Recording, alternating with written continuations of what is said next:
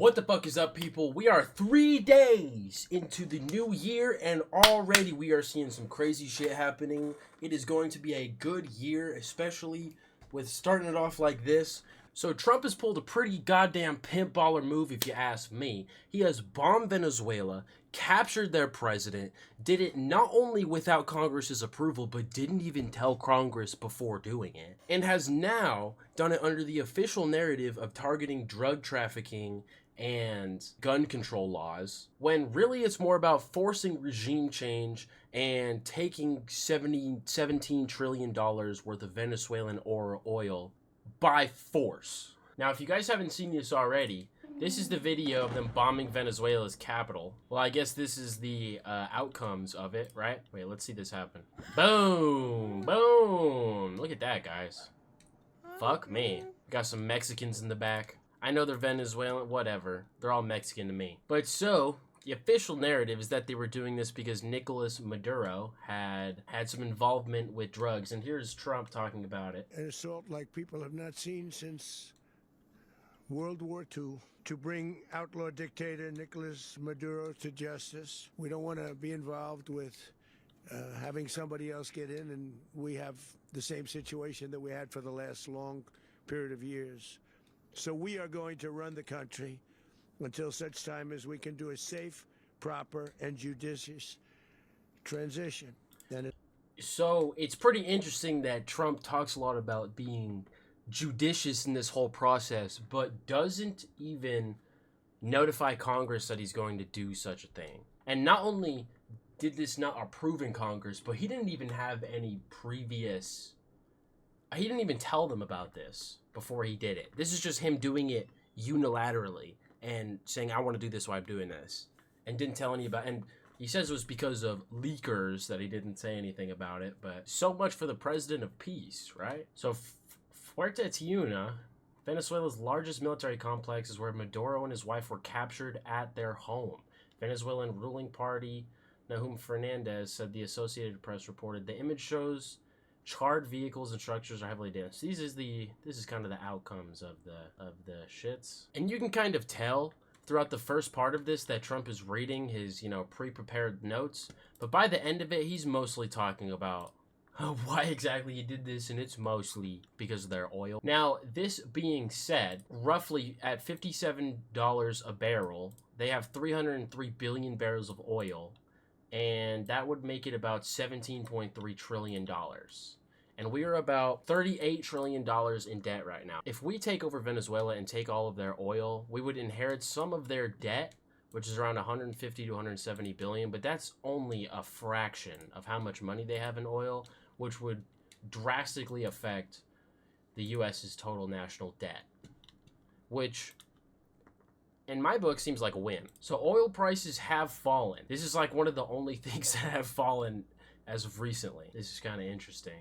Gold is up $12 fucking dollars. What? Venezuela does have some gold reserves, if I'm not mistaken. Okay, never mind. Venezuela does not have as much as I thought they did. They only have $22 billion in gold reserves as of right now, late 2025. So something I find kind of interesting is that Canada has officially recognized the state of Palestine. And if you're wondering, why am I talking about Canada right now? It's because Canada is about 61% of the US's oil imports, otherwise being Venezuela. And I find this very interesting that this bombing happened to happen 4 days after Trump's meeting with Netanyahu. Something I also found very interesting is that Venezuela is one of the countries that are not under a Rothschild-controlled central bank. And other countries include Cuba, Iran, North Korea, Russia, Syria, Sudan, Bolivia, Venezuela. I don't even know how to say that. We'll just call that Mexico because they're all Mexican to me. And Vatican City. But if you do not stick with the official narrative of this being mostly about drugs, then you are a virulent anti-Semite and should be locked in jail for hate speech. So in 2007, the Venezuelan president pulled out of the IMF/World Bank. Now, like Libya, their government will fall, leaving $18 trillion worth of oil into America's hands that apparently were taken by force by Trump, who has completely disregarded the ideas of Congress and hasn't even told them about it and just did it on his own. But I'm sure that the president of peace, Donald Trump, who was implicated with Mossad agent Jeffrey Epstein, is doing this specifically because he cares about drug cartels, and he's just the gun control president or something like that. And this has nothing to do with regime change in our foreign affairs. And if you don't agree, you're an anti-Semite. So this is a Twitter post from Senator Mike Lee, who I believe is a senator of Utah. Yeah, Mike Lee represents the state of Utah. And he said, I look forward to learning what, if anything, might constitutionally justify this action in the absence of a declaration of war or authorization for the use of military force. This one's interesting as well. This is from Thomas Massey. If this action were constitutionally sound, the Attorney General wouldn't be tweeting that they've arrested the president of a sovereign country and his wife for possessing guns in violation of a 1934 U.S. firearm law. Yeah, because Trump is just a gun control president, right? This is literally from Pam Bondi. Have been indicated with the Southern District of New York. Nicolas Maduro has been charged with narco-terrorism conspiracy, cocaine importation conspiracy, possession of machine guns and destructive devices, and conspiracy to possess machine guns and destructive devices against the United States. Which, this is literally just a U.S. law. This is a foreign country. Like, I just don't understand. How exactly are you going to justify bombing a foreign leader and going in and just straight up grabbing them because of a U.S. gun control law? Now, this is from Marjorie Taylor Greene, who's had her debacle with Trump recently. She said, if U.S. military action regime change in Venezuela was really about saving American lives from deadly drugs, then why hasn't the Trump admin taken action against Mexican cartels? And if prosecuting narco-terrorists is a high priority, then why did President Trump pardon the former Honduran President Juan Orlando Hernandez, which happened like, I don't know, a couple weeks ago, who was very recently, who was convinced and sentenced for 45 years of trafficking hundreds of tons of cocaine into America. Ironically, cocaine is the same drug that Venezuela primarily traffics into the U.S. And this is not me saying this. This is Marjorie Taylor Greene saying this. The next obvious observation is that by removing Maduro, this is a clear move for control over Venezuelan oil supplies that will ensure stability for the next obvious regime change war in Iran. And of course, why is it okay for America to militarily invade, bomb, and arrest a foreign leader, but Russia is evil for invading Ukraine and China? And China is bad for aggression against Taiwan. Is it only okay if we do it?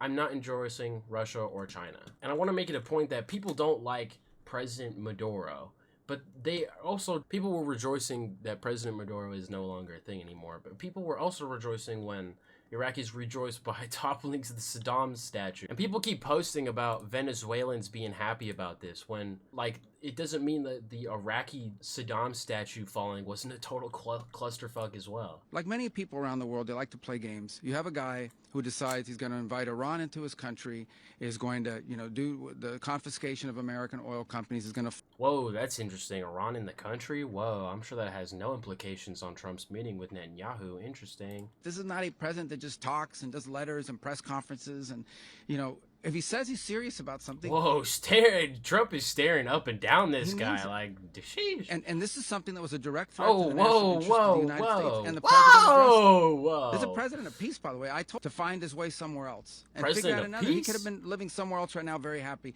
But instead, he wanted to play big boy. And to continue Donald Trump's control over the Western Hemisphere, it's something I found really interesting is that apparently Marco Rubio said, if I lived in Havana and I was in the government, I'd be concerned at least a little bit. Rubio told a news conference alongside President Donald Trump. So what I'm hearing here is that Trump probably plans on doing this to other countries as well, like Cuba and Colombia. Speaking of, let's look up how much they have in oil.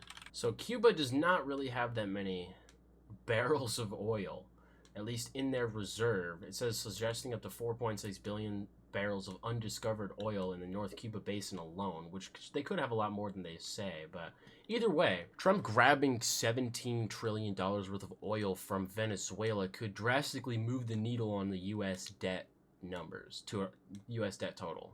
So Colombia has 2.03 billion to 2.04 billion barrels, approximately 140 billion to 150 billion USD, which wouldn't drastically move it, but it would move the needle. That being said, if we're going by what Representative Marjorie Taylor Greene said, The next obvious observation is that removing Maduro is a clear move for control over Venezuelan oil supplies that will ensure stability for the next obvious regime change war in Iran.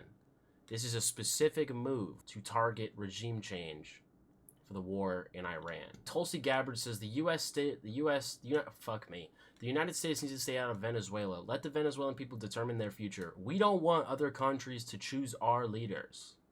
So we have to stop trying to choose theirs. Now, I'm not saying that any other foreign country chose Trump to be our president, but there could be some foreign involvement in our politics. And we don't want that. So why are we fucking with the Venezuelan president? I do have to say, though, this is pretty fucking pimp move from Trump to just be like, nah, fuck Congress, I'm gonna do what I want, and I'm gonna bomb Venezuela, and you know what, I'm gonna capture their fucking president because I want their oil, and all of Venezuela is going to be under our control, at least temporarily, which is probably not the case. And it's just like, what are they gonna do about it? Like, that's... Dude, how the fuck? That is pretty fucking pimp from Trump, I'm not gonna lie. Even if there is some foreign involvement in it, you know, even if Trump is being controlled to do this, this is pretty fucking crazy. We already have a deal with Saudi Arabia, and Saudi Arabia also has just as much oil as Venezuela. But the other one that has a lot of oil is Iran. Yes, China is the primary buyer of Iranian oil, importing massive amounts despite U.S. sanctions, often using dark fleet tankers and complex payment systems to bypass restrictions. Why the fuck do we have restrictions on China buying oil from Japan? Or what the fuck am I saying? China buying oil from Iran. Yeah, so China buys up 85% of Iranian oil, and 15% is bought up by Venezuela and 10% by others. And in 2017, it was completely different. And I don't know why the fuck this is different now as opposed to 2017. But if conflicts in the Middle East get any crazier, then Israel and Iran going to war could mean that China and us go to war. Who is Venezuelans' debt to? Major bilateral lenders like China and Russia. Okay, that doesn't surprise me. Could have fucking guessed that one. But so much for the president of peace, huh? Alrighty, guys, so I just wanted to get on here and talk about this because I kind of need a video for tonight/today. I'm going to do a video every single day in January, so stay tuned for that. I have a bunch more coming.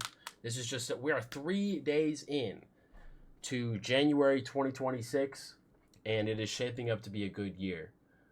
Next one, I think I'm going to stand up because I like standing up for these videos instead of sitting down, but I had a lot to show for this one. And I hope you guys enjoyed it. Not that you give a fuck about me or any of my takes on it, but this is Trump going to war with Venezuela. I mean, what else do I have to say? There is a link down below to see my fitness course. And I will catch you guys in the next one. Drop a like and subscribe on the video. Peace out.